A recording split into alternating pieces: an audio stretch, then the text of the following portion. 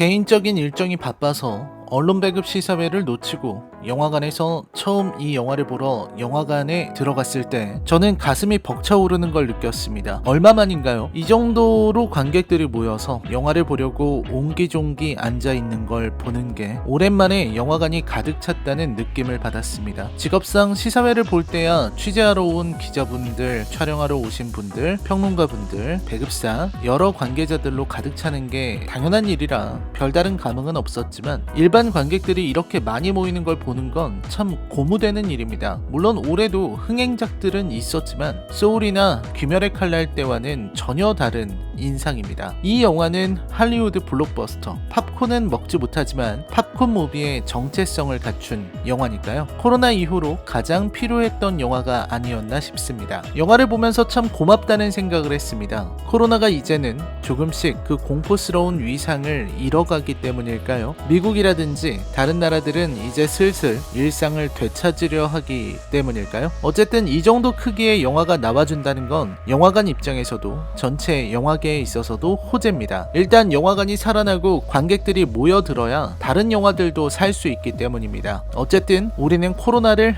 이겨내고 일상을 되찾아야만 합니다. 영화관의 입장에서는 이렇게 관객을 모을 수 있는 강력한 오락영화, 규모가 큰 블록버스터가 필요했습니다. 개봉해주는 것만으로도 감사한 일이죠. 게다가 분노의 질주 더 얼티메이트는 미국보다도 한참 앞서서 대한민국에서 전세계 최초 개봉을 한 것이니 더 뜻깊다고 하겠습니다. 코로나 시국에 블록버스터를 만나 반가웠다는 제 감상은 여기까지만 하고 이제 영화 이야기를 해보죠. 저도 개인적으로 분노의 질주 시리즈를 전부 살펴본 사람이고 분노의 질주 더 세븐의 완성도만큼은 인정하는 사람입니다. 개인적으로는 졸작에 가깝다 생각한 스피노프 분노의 질주 홉스 앤 쇼도 일단 재미는 있었습니다. 분노의 질주가 이렇게 긴 시리즈로 살아남을 수 있었던 비결도 바로 그 지점에 있을 겁니다. 일단 재미는 있다는 것, 오락적인 재미만큼은 보장된다는 것, 그리고 가볍게 깃털처럼 가볍게 나가는 시리즈라는 것이 이 시리즈의 특징입니다. 복잡한 생각은 내려놓고 눈앞에서 펼쳐지는 과감한 액션, 스릴 넘치는 카 체이싱의 속도감에 취하면 그뿐인 영화입니다. 이야기를 즐기는 영화가 아니라 롤러코스터를 타듯 놀이공원을 가듯 2시간 동안 재미있게 즐기고 나오면 되는 시리즈. 분노의 질주의 정체성은 그곳에 있다고 저는 감히 생각합니다. 하지만 분노의 질주 더 얼티메이트는 처음으로 그 정체성에 의문을 표하게 되는 영화가 되었습니다. 분노의 질주 영화를 여러 편 만든 저스틴 린 감독은 이 시리즈의 정체성을 굉장히 복잡하게 생각한 모양입니다. 액션이 수위를 넘어야만 하고 웃겨야 하고 전작의 캐릭터들도 나와야 하고 이야기도 넣어야 한다고 생각한 모양입니다. 저는 이 영화를 보면서 참담한 마음을 금할 수 없었습니다. 이번에 나온 9번째 분노의 질주, 외전까지 합하면 10번째 영화죠. 그 10개의 영화 중에서 최악의 한 작품을 뽑으라고 한다면 저는 주저하지 않고 이번 영화를 뽑겠습니다. 이유가 뭐냐고요? 간단히 말하자면 이 영화는 분노의 질주 시리즈 최고의 미덕인 재미를 놓쳤습니다. 루즈하고 지루하고 졸음이 밀려옵니다. 세상에 분노의 질주인데 지루하다는 말이 나옵니다. 그 정도의 영화라는 거죠. 빈 디젤과 존 시나의 만남, 반가운 인물의 귀환을 내세운 분노의 질주 더 얼티메이트 리뷰를 시작하겠습니다. 여러분 이제부터는 치명적인 스포일러가 있으니 감상에 주의하시길 바랍니다.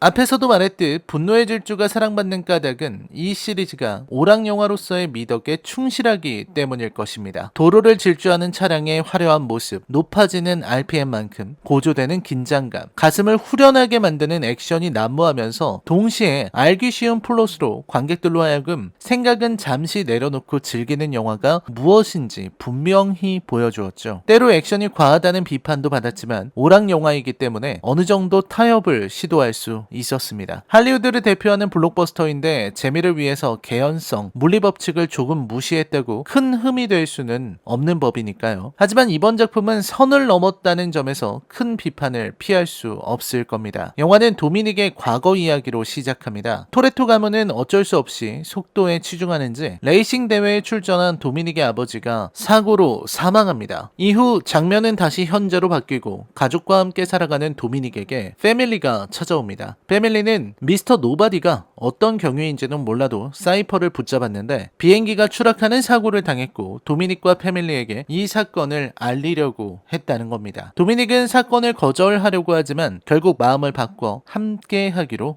하죠. 그렇게 패밀리는 남미의 비행기 추락 지점에서 비행기의 잔해를 발견하고 미스터 노바디가 숨기려 했던 의문의 기계 장치를 찾아냅니다. 그리고 기다렸다는 듯 현재 군인 혹은 용병처럼 보이는 이들이 습격해 옵니다. 돌격소총으로 무장한 채 말이죠. 바로 이 장면부터 문제는 시작됩니다. 사실 이 영화를 즐길 수 있느냐 없느냐는 이 초반 액션 시퀀스를 어떻게 받아들이냐에 따라 달라질 겁니다. 물리법칙을 조금 무시하고 클리셰로 점철하고 과한 액션이 난무해도 재미있기만 하면 된다는 사람들조차 쓴웃음을 지을 정도로 이번 작품은 심각합니다. 언제나 한 발 늦게 도착하는 적들이야 그렇다고 칩시다. 문제는 이들이 쏘는 총이 탄환에 눈이라도 달린 건지 전혀 맞지 않는다는 겁니다. 제가 가장 충격을 받은 장면은 적들이 돌격 소총을 난사하고 주위에 모래가 파바박 튀기는데 너무나 평온한 표정으로 종종 걸음으로 바이크까지 달려가는 미셸 로드리게즈입니다. 아니 총알이 난무하는데 조금도 긴장하거나 몸을 숙인다거나 이런 동작이 없어요. 그냥 총총 조깅하듯 가볍게 뛰어가서 바이크를 탑니다. 총에 맞을지도 모른다는 생각을 전혀 하지 않는 것처럼 보입니다. 이건 감독도 배우도 완벽하게 타성에 젖었을 때 벌어지는 상황입니다. 적어도 총알이 빗발치는 상황이라면 구르거나 몸을 숨기면서 이동하거나 넘어지거나 하는 장면이 나와야 하는데 이 영화는 그런 걸 무시하는 거죠. 로만이랑 테드는 더 심합니다.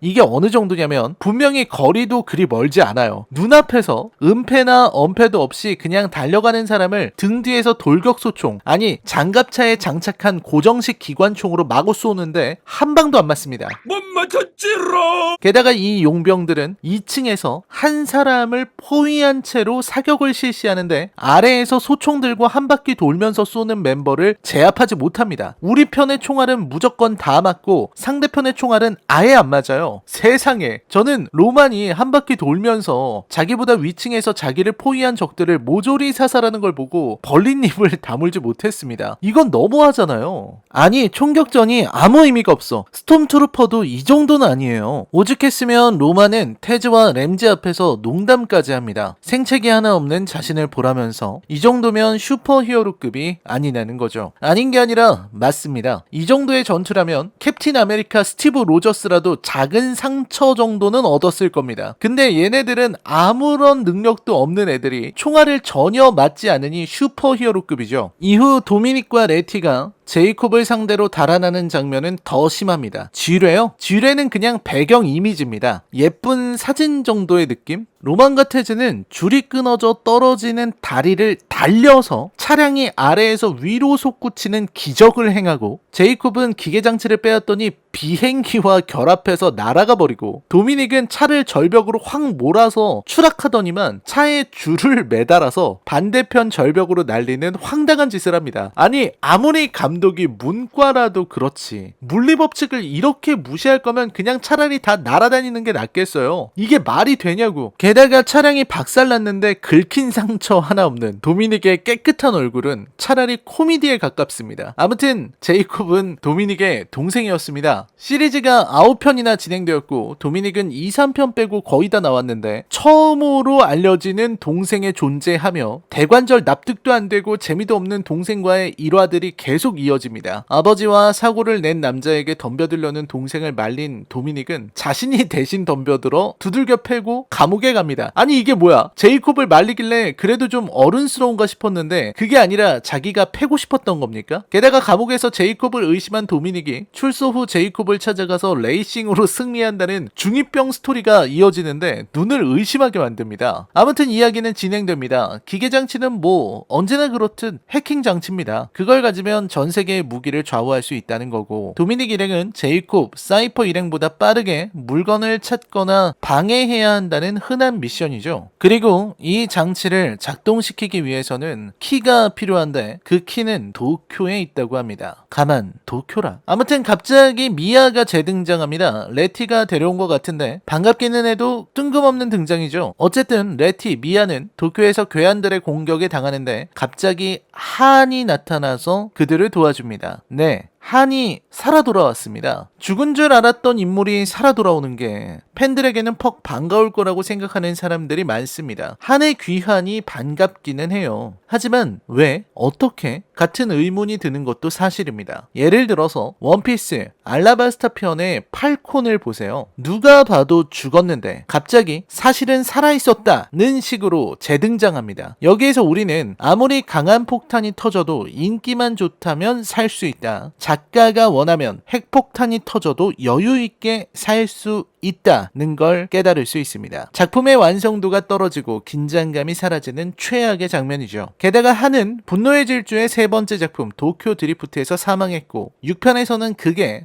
데커드쇼의 의도적인 살인이었다는 것도 드러났습니다. 한은 분명히 죽은 것으로 처리되었습니다. 근데 돌아온 한은 맙소사 화상 자국 하나 없어요. 말끔한 얼굴입니다. 마치 그런 사고가 있기는 했냐는 듯 아무렇지도 않은 모습이죠. 한과 패밀리의 재회를 보면서 쟤네들은 이상하지도 않은가 보다 하고 고개를 저어야 했습니다. 그 엄청난 사고를 당한 친구가 흉터 하나 화상 하나 없이 돌아왔으면 도플갱어나 쌍둥이가 아닌가 하고 의심해봐야 하는 거 아닐까요? 하지만 괜찮은 겁니다. 아직도 보여줄 액션은 남았고 멋진 차량은 나올 거고 에딘버러와 런던에서 카체이싱을 할 거니까요. 이번 액션의 테마는 자석입니다. 자석의 자기력을 이용한 액션이 계속해서 나옵니다. 문제는 이 자석이 참 재밌게 작동한다는 겁니다. 자석의 힘이 엄청 세서 금속 물건을 지닌 이들은 자석으로 빨려 들어간다는 기믹은 좋고 차량까지 움직일 정도로 강한 힘을 발휘한다는 것도 납득할 수 있습니다. 문제는 그게 아닙니다. 이 자석이 자기 마음대로 작동한다는 게 문제죠. 가만히 보고 있으면 자석이 끌어들이고 싶은 것만 취사 선택해서 끌어당긴다는 걸 알 수 있습니다. 이 정도의 힘이면 벨트의 버클이나 작은 금속만 있어도 자석에 끌려 들어가기 십상인데 그런 일은 좀처럼 벌어지지 않는 거죠. 분노의 질주 더 얼티메이트는 워낙 황당무계한 장면들이 많기 때문에 지엽적으로 따지고 들어가면 1시간을 지적해도 끝나지 않을 겁니다. 문제는 선을 넘는 장면들입니다. 대표적으로 우주 장면이 그것입니다. 우주 장면, 웬 우주? 하고 의문을 표하시는 분들을 위해 간단히 설명하자면 아까 구한 기계장치, 즉 에어리즈 시스템으로 전 세계를 해킹하기 위해서는 위성에 업로드를 해야 하기 때문에 오토와 사이퍼 일당은 위성을 발사합니다. 그리고 도미닉과 패밀리는 이를 막기 위해서 에어리즈 본체와 위성을 동시에 노려야 한다는 결론에 이릅니다. 문제는 위성을 어떻게 건드리냐는 건데 패밀리의 대답은 이겁니다. 로만과 테즈를 우주로 보내버린다는 거죠. 그것도 자동차에 태워서요. 백승기 감독의 인천 스텔라는 장르적으로 패러디와 코미디를 내세우고 있기에 자동차가 우주로 나간다는 아이디어가 제법 진지하게 받아들여질 수 있지만 분노의 질주에서 자동차를 타고 우주로 나아가는 인물들을 보고 있자면 이게 코미디 영화인지 액션 영화인지 의문이 들 정도입니다. 영화관에서 우주 장면이 나올 때마다 피식거리는 헛웃음밖에 들리지 않았습니다. 해도 너무하는 거죠. 아니 우주라니, 우주를 가다니. 뭐든 적당히 하는 것이 좋다는 생각이 들었습니다.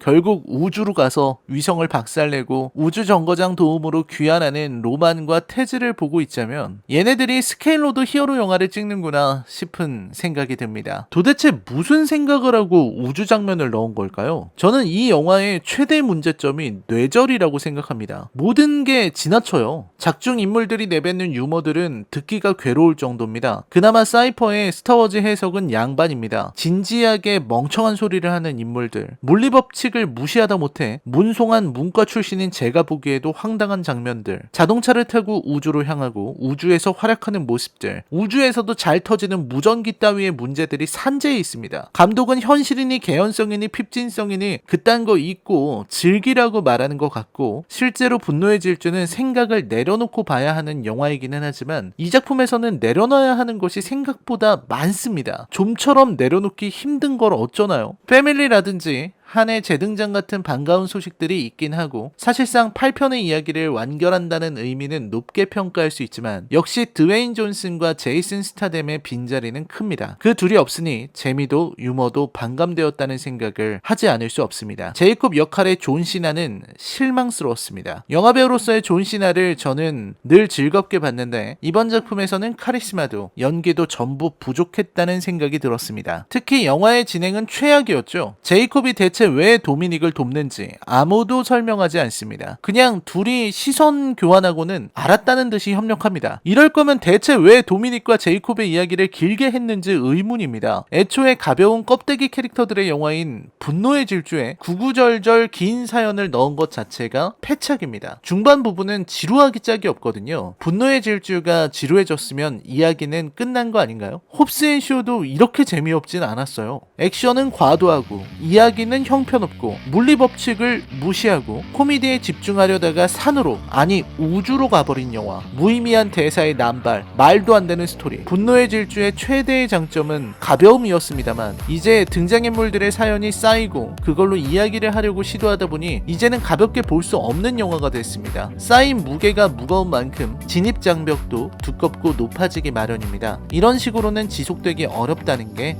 제 의견입니다. 분노의 질주 더 얼티메이트에 대한 제 평점은 10점 만점에 2점입니다. 앞에서 언급한 황당한 장면들을 참을 수 있다면 재미있게 보는 소년 만화 정도의 인상을 주지만 그런 장면을 참지 못하는 분들에게는 아마 지옥 같은 시간이 될 겁니다. 그만큼 이번 분노의 질주 더 얼티메이트는 역대 최악의 졸작이었다고 생각합니다. 라이너의 컬처 쇼크 영화 리뷰는 계속됩니다. 저는 다음 영상으로 찾아뵙겠습니다. 시청해주셔서 감사합니다.